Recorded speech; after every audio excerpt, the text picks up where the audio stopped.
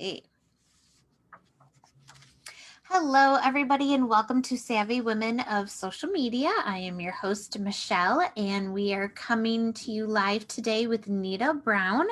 And the topic again is how COVID has affected us personally, professionally, what we've had to do to pivot for both. And just, I think it's great to get people's perspectives, even though we're all going through the same thing. It's great to see how people are reacting to it differently. So Nita Brown, MansaWear owner and fashion designer. Nita Brown was born in Ghana.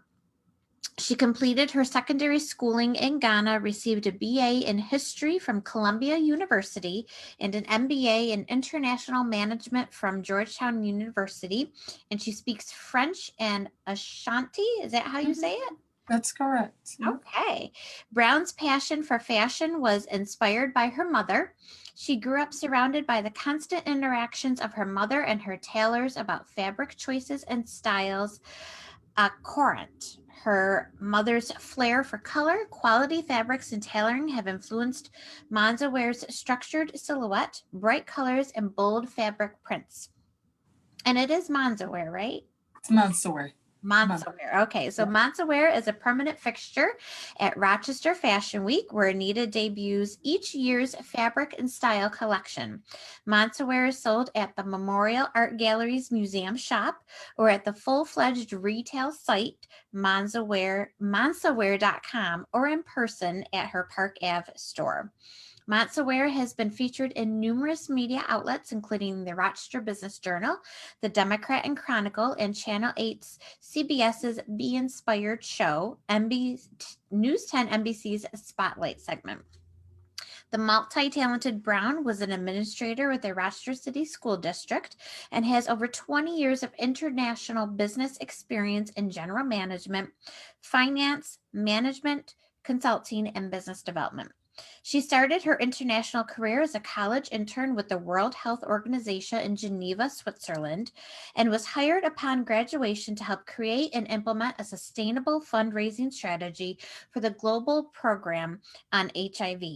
Her diverse background has enabled her to work in Geneva, Hong Kong, London, and South Africa. Wow, I got a lot of questions for you. As an administrator for the Rochester City School District, she implemented Lean Six Sigma process in the evaluation of their $68.4 million educational and enrichment programs, their summer learning and customer service programs. She managed the vendor for the district's graduation tracking software, trains school leadership in effectively utilizing data, and ensures various stakeholders have mission critical information to accomplish their goals and state mandates. Currently, she monitors and manages the attendance for the district's 3,200 pre-kindergarten students. Before joining the district, Brown founded Red Sandal Tours, an educational tour company. Her Ghana tour was nationally commended by National Geographic Traveler magazine in its 50 Tours of a Lifetime survey. Wow. Locally, both Red Sandal Tours and MansaWear have been featured in Rochester Business Journal and the Democrat and Chronicle.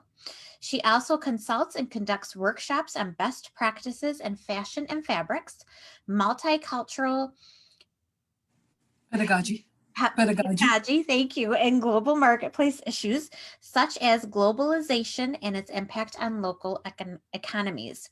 An avid traveler and runner, Brown fundraises for building and supporting schools for the FST Sisters, a community of nuns based in Ghana. She sits on the board of Borinquen Dance Theater, which is another name for Puerto Rico. Okay. The indigenous name for Puerto Rico. Borinquen Dance Theater, a nonprofit dance group, and is an active member of the Blessed Sacrament Roman Catholic Church, where she served on the parish council and currently assists as a lector and a communion minister. So welcome, Nita. Oh my goodness, what a background you have. Thank you. And I don't work for the district anymore. They let me go, so. Oh no. Because it's okay. I think it's for the better. Because of COVID. Reason. Huh? because Well, of if something happens, well, no, because my position was relocating to a school building, and I don't have a teacher degree to work in a school building. So I'm oh, an MBA, you know, but I think it's probably for the better because things always happen, right? I can 100% focus on my business. that's very true. So, oh my goodness, your background, that is crazy fantastic. Yeah. So let's first talk about how COVID affected you personally. I don't know if you're married or if you have kids or not, but how did it affect you personally? So personally, I have a child. She's 16 now. She goes on to Columbia. So in terms of school, it really didn't impact me because I went to Columbia, did live teaching and learning. So they just literally, Friday we got the note on the 12th. Monday classes started. It just moved online. So they had already been planning that about a month before it happened. So when it happened, it was seamless. You know, if your class was at 8 in the physical building, it's at 8 online. And so because there was live teaching and learning, I really didn't have to do anything. Oh, that's awesome. You're lucky. Exactly.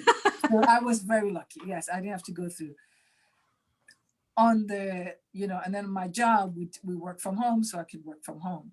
And then where it impacted me a lot was the Y, because I would go to the Y 5 days a week, so it was a shock. But we picked up in a couple of the group I run with, we continued running outside. Oh, So in that sense, you know, it was okay. Personally, I don't think there was any change. You know, apart from that, we home and we start eating a lot. So that was not, you know, the COVID-19, it just came on real yeah. quick. Yeah, Right. exactly. And I lived in the Park Avenue area. The shop is in the Park Avenue area. The school district is out. So I could walk anywhere. So I did not notice it because I was working everywhere I needed to go. So Oh, that's in good. that sense, it was just, you know, Park Avenue was dead, quiet. But I'll come to the shop to do work, you know, to city or to get away from the house, stuff like that. And I did my workout with the running group. So I guess in that sense, it went very well. You know, I didn't really feel it. I mean, you felt it because nobody was going anywhere and you kind of stayed with the same group of people and everything was shut down. So there was no travel and it was eerie. But in terms of lifestyle, I didn't have to, you know, work as well as teach because that was being taken care of. Yeah. Were Right. you worried about your daughter at all? Where she is? No, because what do you mean worried about her in what sense? Well, I mean, because of COVID and all of that, or was she safe and sound? Yeah, we said we're home. She was getting, you know, I had to get her to go and exercise. That was Yeah. one thing, right? So in the beginning, I had to make her go up and down the stairs. We live in one of these old Park Avenue homes, so 3 flights of steps. So I'll make her go up and down, you know, exercising. But in those terms, you know, I was very lucky, very safe, you know, so Good. nothing kind of changed. Like I said, you know, the gym was not there anymore. You had to work from home, a lot of Zoom calls. You get so exhausted with that, Yeah. you know, Yeah. and not seeing people. But, you know, I still saw my, you know, like my pod of people that I saw every day, 3 days a week running and working out with. So Oh, in that sense, you know, yeah. I mean, the business was a different case because I Yeah. How did it produced. affect you Well, professionally? that perfect the business, like everything just came to a screeching halt, right? Nobody's buying a $250 jacket because Hmm. nobody's going anywhere. And Ghana, where production was also came to a halt. DHL was not, there was no shipping. So, but lucky I pivoted and started using all the fabrics, as you can see behind me, to make masks. Yeah, so that's what I did. We started using all the fabrics, started making face masks. Oh, So they're that helped me. And the other one is then, you know, I aggressively started because now I have excess manufacturing capacity, starting to aggressively bid on competitive bid. I'm a minority woman business enterprise certificate holder. So I started bidding, you know, and then, you know, Governor Cuomo, they were really aggressive trying to get anybody they can to sew, you know, hospital gowns, whatever. So I was very lucky and I won a bid with Roswell Cancer Institute to do chemo caps. So I won that bid on August. So in terms of the business, you know, the city of Rochester, to give it credit, came out with a grant, and I think Monroe County also did, to help us pay for our rent so we don't completely collapse. So that was great. So we got the grant. You have to apply, so far as you're an employee. So the business actually survived. Yeah. The pivot helped. The whole of Rochester was out here, supporting by buying the masks. So that was great. And it all started with putting a note on Facebook, and everybody came out, purchased, referred me to other people. So that ended up being well. And around May, June, I decided to renovate the shop. And so I had a couple of one of my running buddies, 11-year-old, even came to help us paint.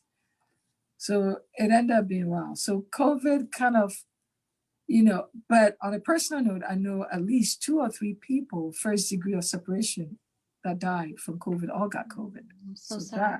That, yeah, just 1 or 2 degrees. So that was awful in that sense, because you really felt it. Oh, that's so sorry to hear that.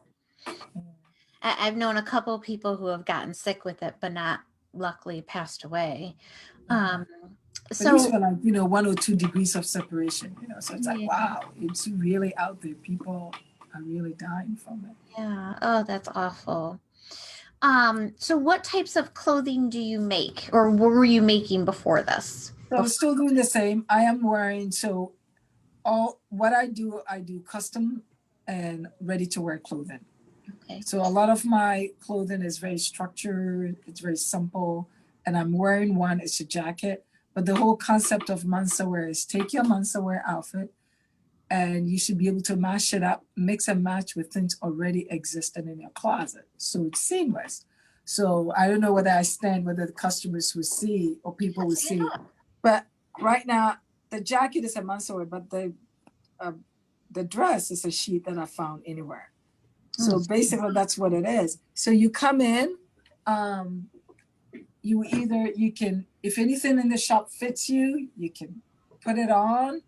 If not, and try it on. If not, you select a fabric. I'll take your measurements and it goes to Ghana. It comes back in 28 days.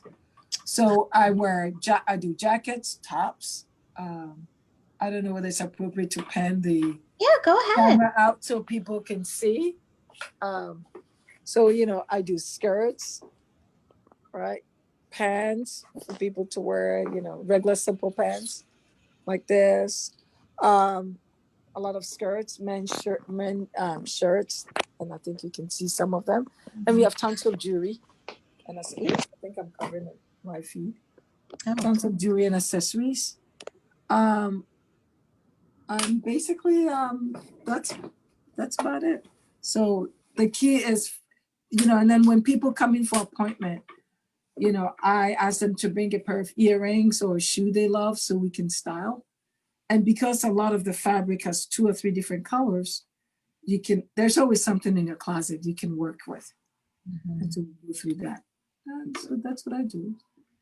What made you get into fashion? Well, my mom, growing up, like I said, in Ghana, was always surrounded by, she had fabric makers, seamstress, tailors. So I think by osmosis, I picked it up. Then I moved to Rochester and people were like, we really like the way you dress. And I have one mentor who kept saying, you need to sell the way you dress. So, and she's like, if you get going, I could get you angel funding. So that's how it started. So then I decided in 2012, I was going to test it out at Fashion Week of Rochester. That was the second Fashion Week. I said, you know what? Let me collect everything I've done for people and showcase it at Fashion Week of Rochester to see, because this group here would not be anybody in my orbit on my circuit, just to test how well this, and it went very well. So I decided to look for a shop. So I guess if I had not moved to Rochester, it wouldn't have happened. I moved to Rochester and I came here to work for Kodak.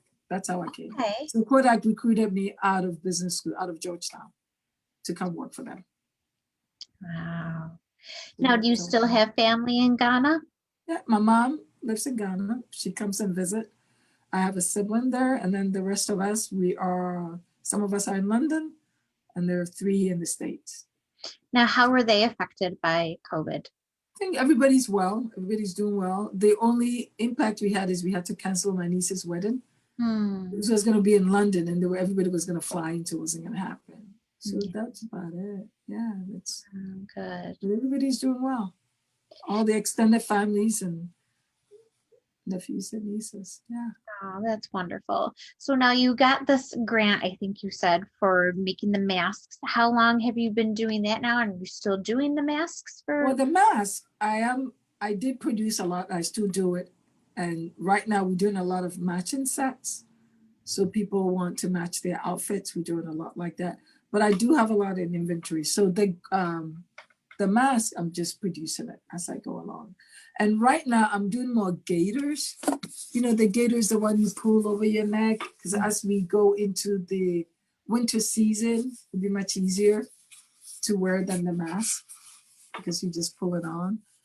So that's going on, and I'm back full in production doing dresses again, but people are doing more jackets because of Zoom calls. Most of my customers are the ones doing video conferencing.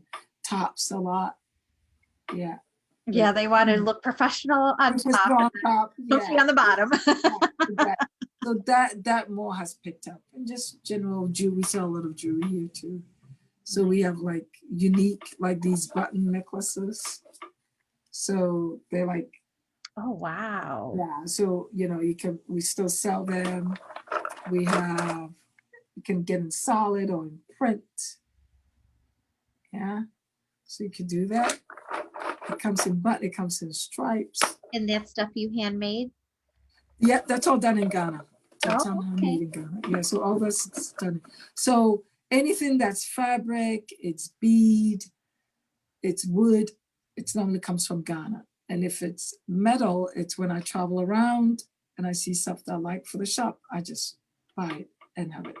So now with traveling restricted, are you missing all the traveling? Well, no, right now it won't be happening, right? So, but we had a lot of shipment come in for Clothesline and Park Avenue. So I've been doing pop-ups now. Once a month, I'll do a pop-up sale. Nice. And also getting ready for the Christmas season. We sell socks, really cool, fancy socks. Yeah, so I'm gonna grab something for you to see. Yeah, please show. I know, tell and show.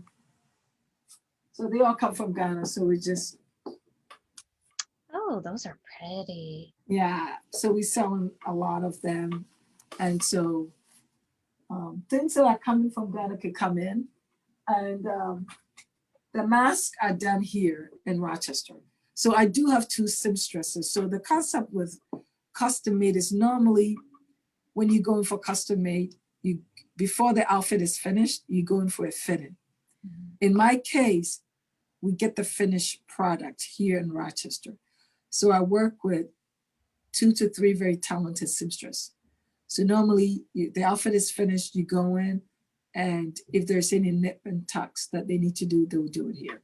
So they're the women I'm working with who are doing all the masks. Nice. And the primary seamstress I'm working with is great because she gives all her income from the mask. All of it goes to her church in Greece and another church in Kenya. So she does not get everything.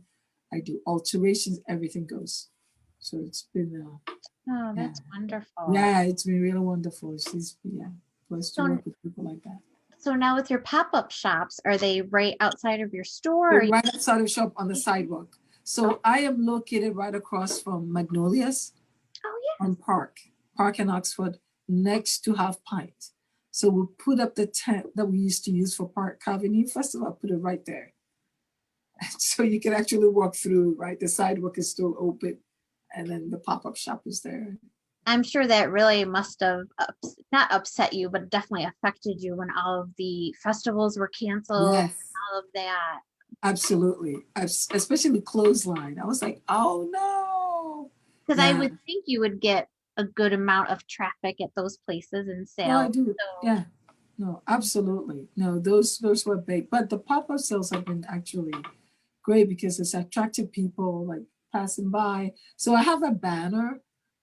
So coming up to my shop, it's a wall that's part of Half Pint pub. So I have a banner hanging there for the pop-up, and I guess a lot of people saw it as they passed by. Yeah.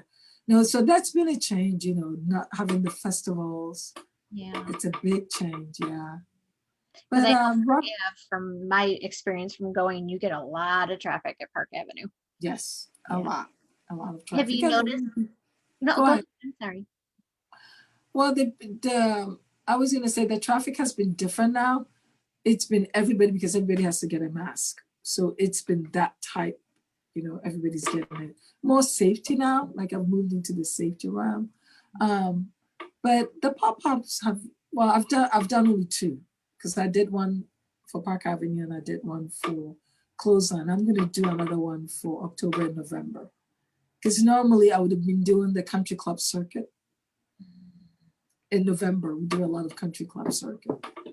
But I don't think that's gonna happen this year. Yeah, I don't think. That was my next question then. Has the traffic on Park Avenue picked up any now that people are getting out with masks and safety protocols? Yes, it has picked up because Magnolias have their tables outside. Red Fern also come up, but it's not like it would be because of the restriction of having 6 feet apart. And Half Pint has to have food if you are a drinking establishment. So I know that they have only 9 tables outside for Magnolias and probably another 9 inside, whereas probably before they could have had much, much more. Mm-hmm. So, yeah. How do you think your marketing and what you're going to be doing now will have to change for the holidays? How are you pivoting that way? Well, right now I'm shifting to online. So I'm going to do, by the way, I've been so lucky. I'm just starting doing online marketing. I have been so lucky to get a lot of earned media, like the spotlight. I've got a lot of that and word of mouth. And so I have to thank all of Rochester for keeping me in business. I've been here, I'm going to 7 years. Oh, wow. Yeah. Yeah. We started, it was just for the first 4 or 5 years was just by myself doing 15 hours a week because I'm still working. And then my 5th year, my mom came to visit and she became the de facto salesperson. And I realized how much traffic we had during the day, right? So then my first employee was a customer. She actually got a gift certificate to come get a blouse. And that's when Gloria started working for me. So we actually open like 35 hours a week. So now I'm going to go ready to wear online, custom made still come here because I still have customers from Buffalo and Syracuse. So my goal is to be a Western New York outfit. So you can come here 2 hours, look at fabrics, drink wine, talk style, and then the outfit comes back. And so online, we're just going to start an online ready to wear. And so I'll be doing a lot of advertising to push that. Great. But the goal is to stay here. Yeah, I sure hope so. Because it's so hard now with all these mom and pop shops that, are losing their business, that are closing. And, it's good to hear that you're still able to survive and, keep your employees from what it sounds like. We only had one and a half. So, yeah, so it's 1.5 person per people, not persons or persons. Yeah. So no, so that's worked out. Yeah. Awesome. And I guess I'm blessed. We'll see how things go as we progress. But I think there is still, people love curated products. People love tactile and visual. And that's what we have. You come in here, it's very tactile, it's very visual. You get to touch it and feel it. And you spend 2 hours and you see tons and tons of fabrics. You make your selection. People still love that. And people still love, oh, I love it. I want to get it right now and go. And so what safety protocols did you have to put into place because you are a shop where people have to actually come into you? Well, everybody has to wear a mask. And when you leave, every day we steam all the outfits. So if somebody buy a mask and they want to wear it, I have a steamer, I steam it. So after anybody try it on, at the end of the day, we steam everything, outfit. And people normally don't come here. People come here if you have to use a hand sanitizer. I do have hand sanitizers for people to use. I primarily use an iPad, so I clean it for people signing their signatures because I use an iPad as my POS, point of sale. Yeah. And so normally, if there's already a crowd here, there's normally not. If there is people kind of wait outside, or they go to get a beer, sit down, have a drink, or go across the street. Yeah. So, I mean, we haven't had times when we had traffic was people picking up masks. Yeah. Do you find people are still getting masks from you? Yeah, people are still getting. I think what's been happening now is it's now people want to match what they have. Mm-hmm. So it's been more now. People are more getting into the fashion of mask. I know, who would have ever thought masks would be an accessory? Accessory, and basically that's what it is. Yeah. I have a top, and oh here, I think I have like this. I don't have the mask hanging around. I should have thought about it. A couple of outfits here. They have the corresponding mask. Oh yeah, here's one. Yeah, show us. And the corresponding mask is right here.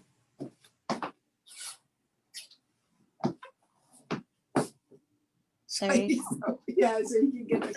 I know it's so weird. This year has just been crazy. Yeah. Everything, but who would have thought we'd be wearing masks and trying to match? The same with this outfit. And you can also get headbands that goes with it if you want. Yeah. So there's a correspondent. Oh, there is a correspondent mask. Wow, that fabric is gorgeous. Yeah. You get all of that from Ghana, you said. Yeah. So what you see here is only 2 yards for the sample, and the actual inventory is in Ghana. So when you come, you just see the 2 yards that you can look at. You know, like this jacket I'm wearing, this is what the fabric looks like. I don't know what the customers see. That's beautiful. So that's what the fabric looks like. Right. So you can come in and say, oh, I want only this section to be part of my outfit. I don't want the whole thing. Yeah. So now how has your distribution been now that it's, almost October? Are you good at getting your fabrics in now, or? Well, remember the fabrics, I only go once a year. Look what I want. Buy the inventory, it stays there. Nothing comes here because the production has to be done there. No, I mean like that fabric there. What do you mean with the distribution? The fabric behind you, so that you can make the masks. So you only order that when you need it, kind of? Oh, no, these are, okay, so let me step back. I think I mentioned that when I go to Ghana, I buy the fabrics and I only bring 2 yards here. Okay. Only 2 yards. So the ones I use for the mask were the fabrics that I've run out of inventory in Ghana. So you cannot even order a dress from it. I started using those for the mask. And then I had some come in. I had them send me a few. But important fabrics into America the tariffs are very high. It's cheaper to import a finished product. That's why people go to China. To import fabric, the tariffs are very high. Yeah. So, yeah. So basically that's what it is. So I will go, hopefully everything will be okay and we can travel again in December, right? Because I think right now traveling, it's the air, traveling inside this vessel for so many hours. That, to me, that's the scary part. Yeah, I don't know if I'd be willing to fly yet. So exactly. So that's I feel the same. That's because I think once you get there, it's okay. But getting there. Yeah. How far is Ghana from? Ghana from New York, it's only 8 to 10 hours, depending on the tailwind, because Delta flies every day from JFK to Accra. Huh. Didn't know that. Wow. Yeah. So every day. So it's just 8-10 hours, depending on the tailwind to get there. But if you look on the map, see if you look where US is and where Ghana is in West Africa, all you have is just the Atlantic. Wow. I've always wanted to go to Africa. I'm sure it's gorgeous. Yeah. So. Well, so what has one thing that you've learned about yourself during this time? Because we all did have to pivot in one way or another. What's one thing you learned about yourself? One thing I learned about myself. How resourceful I am. I think we all had to learn that. Yeah. Yeah, how resourceful I am. I kind of knew I was resourceful, but I was surprised, like when it um came to like remodeling the place, right? Just get a crew together, you know. I really did not pay for anything because apart from the food, everybody came and chipped in the paint, even the remodeling the mirror. And I need to show it to your customer because I'm so in debt to my friend Steve, Yes, who, please. who just did this wonderful thing for me by doing the the mirror, and I didn't pay a dime. Do you see the mirror? Oh, how pretty. He did not charge me a dime. He said, "Oh, I have a mirror in my basement. I'll bring it over." And it's like he went and bought the wood and did the frame, everything, speckled it, did all this entire work. It was just amazing. And then I had a Black Lives Matter poster. Guess what he did? He actually went and got the frame, and Oh, the frame actually matches the woman's head. It was like crazy. mm. Yeah, so that was like, a lot of people gave their time, so that was just, I was so touched. I'm like, wow. Even with everything going on in the world, there are so many great people that do want to just help. And I Yeah, think that that's a testament to you and your business and what you stand for. yeah, I think that's wonderful. yeah, it was very amazing. Yeah, so I was like, wow, I couldn't believe it. All the hours I had friends came in. We painted it the same color, but we spruced up the dressing area, completely changed everything. But it was like, wow, it was really tight. So that was it.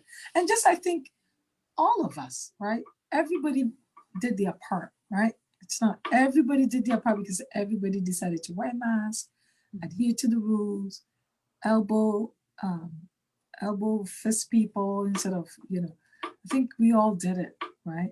I agree. Collectively, And, we and did I it as a think that's village. that's the only way it's going to go away besides a vaccine if people decide to get the vaccine, but that's the only way it's going to go away by doing what we're supposed to We do. do, yeah, yeah. So Yeah. I think in that sense, yeah, I would say that. So, how do you keep motivated during this time?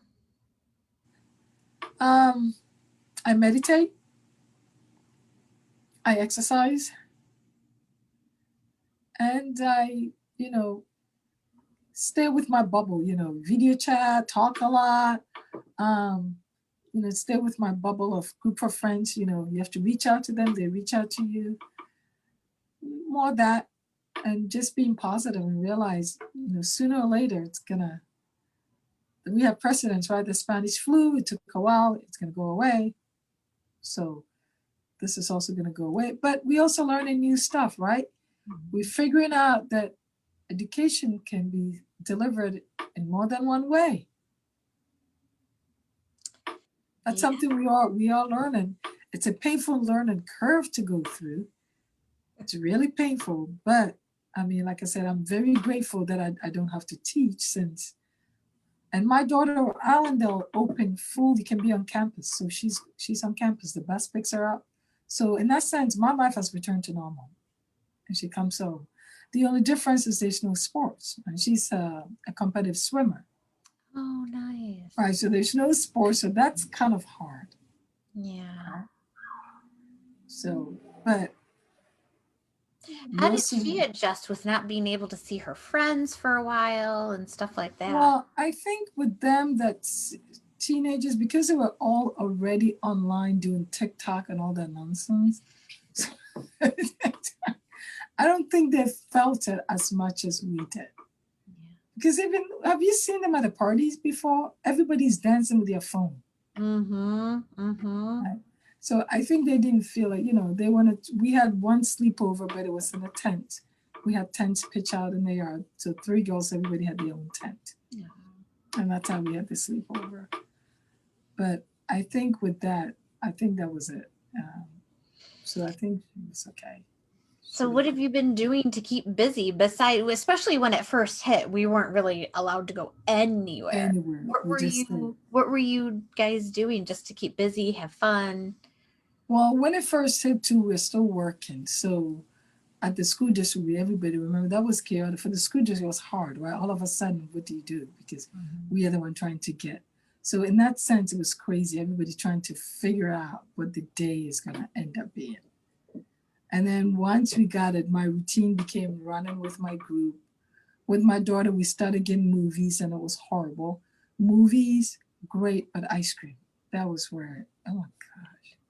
It was wonderful. So we had a movie every night with ice cream. Aww. It was great, but so, and that time was great. But that was what we did. We watched movies, and then after that, she would stay up and watch movies, you know.